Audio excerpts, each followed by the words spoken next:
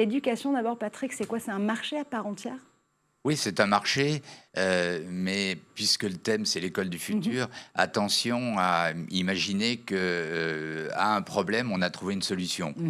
Donc c'est un moyen absolument formidable. On l'a déjà vu au moment du Covid, le fait de pouvoir interagir le plus possible en distanciel, eh bien, a permis quand même une certaine continuité du système scolaire, même si ça a été extrêmement compliqué et que ça a posé d'autres sujets, notamment de fracture numérique, à la fois de fracture numérique infrastructure et de fracture numérique parents et environnement pas capables d'accompagner.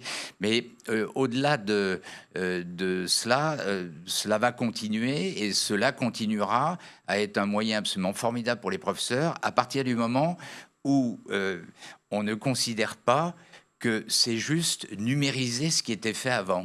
Si on se contente de numériser ce qui était fait avant, c'est pas de la tech. C'est en gros mettre en PDF des livres d'histoire ou de géographie ou des problèmes de maths, ça changera strictement rien. Il faut donc utiliser la technologie pour permettre justement de mieux enseigner et de mieux faire comprendre. Il y a moult exemples, mais si on prend un exemple de géographie, quand on aborde la tectonique des plaques, bon, si vous avez quelques problèmes de compréhension, notamment pour nos jeunes, certains jeunes issus d'immigration récente, avec un film en 3D qui explique la tectonique des plaques, il n'y a pas de problème. Il passe son examen derrière, il dit explique-nous ce qu'est la tectonique tectonique des plaques, c'est pas c'est facile difficile à dire. Il pourra. Donc le vrai sujet, c'est ça, c'est comment on utilise la techno, pas simplement pour échanger avec l'élève ou lui transmettre des informations, mais pour s'en servir de support pédagogique. Et cela, ça suppose une formation.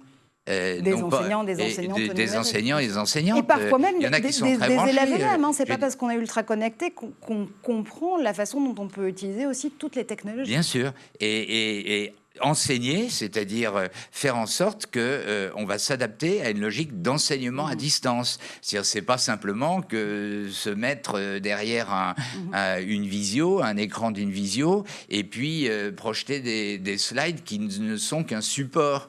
On utilise le numérique pour transmettre l'information et le savoir. Et après, ce qui est formidable, c'est que d'une part, c'est mieux compris, et d'autre part, ça permet l'enrichissement du rôle du professeur, qui est un animateur, une confrontation des idées, une suscitation si je puis exprimer ainsi, du débat. Et donc, je pense qu'à tout point de vue, c'est gagnant.